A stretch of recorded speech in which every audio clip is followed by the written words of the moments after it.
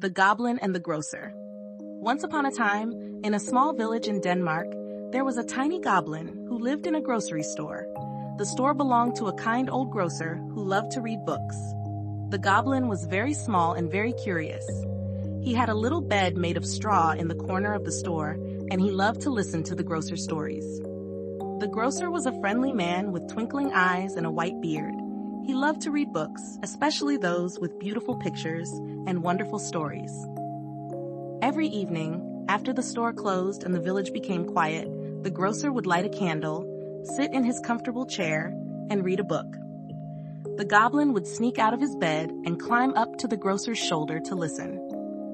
One chilly winter evening, as snowflakes danced outside the window, the goblin climbed out of his little bed and crept over to where the grocer was sitting.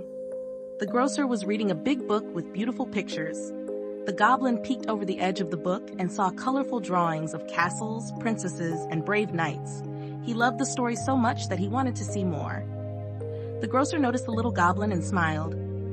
"Hello, my tiny friend," he said. "Would you like to hear a story?" The goblin nodded eagerly, his eyes twinkling with excitement. So the grocer began to read aloud. The goblin listened with wide eyes, imagining himself in the magical world of the story. He could almost feel the cold stone of the castle walls and hear the clinking of the knight's armor. Days turned into weeks, and the goblin spent every evening listening to the grocer's wonderful tales. But one day, something strange happened. A new customer came to the store. She was a rich woman with a large, fancy hat and a stern face. She looked around the store and frowned. "This store is too old and dusty," she said. "It needs a change." The grocer was worried.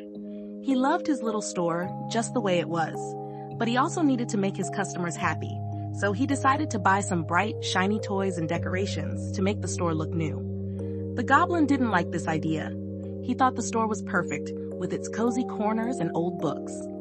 That night, after the store was closed, the goblin had an idea. He decided to hide the shiny toys so the store would stay just the way it was. He climbed up the shelves, found the toys, and hid them behind the old books. When the grocer came in the next morning, he was puzzled. Where did all the new toys go, he wondered. The rich woman returned and was very angry.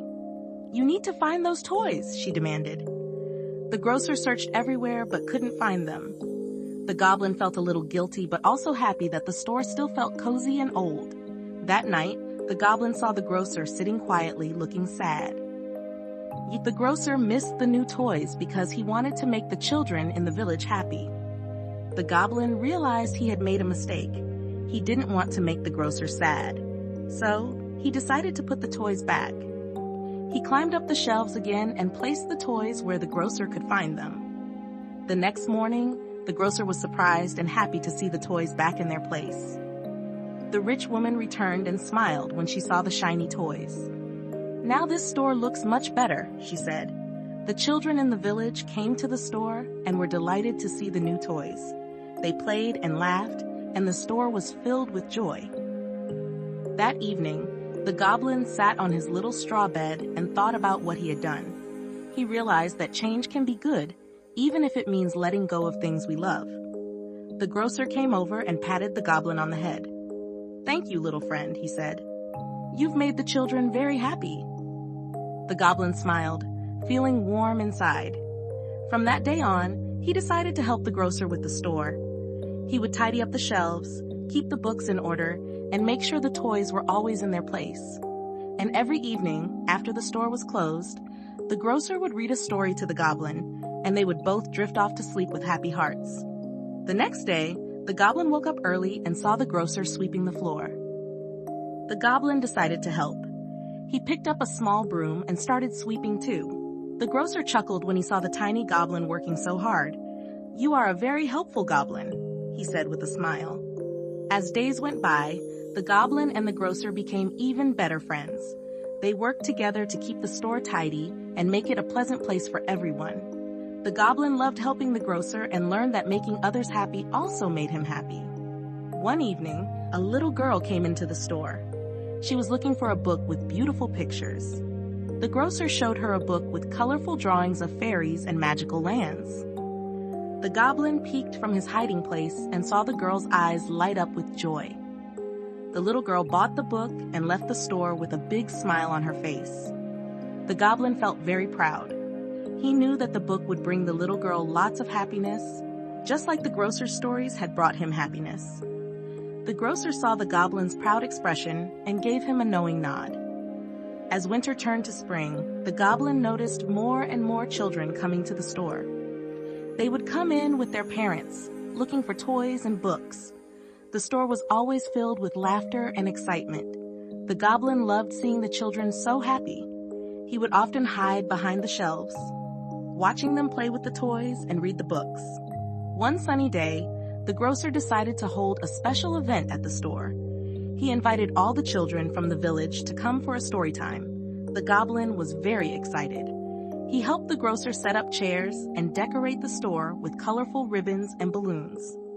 When the children arrived, they sat in a circle around the grocer, eager to hear his stories. The grocer opened a big book and began to read. The goblin listened from his hiding place, his eyes shining with happiness.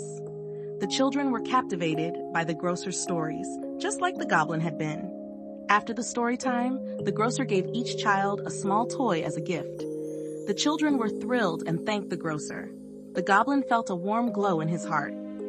He knew that he had played a part in making this special day happen. That night, the goblin and the grocer sat together, tired but happy. The goblin realized that he didn't need to be afraid of change. The new toys and decorations had brought so much joy to the children in the village.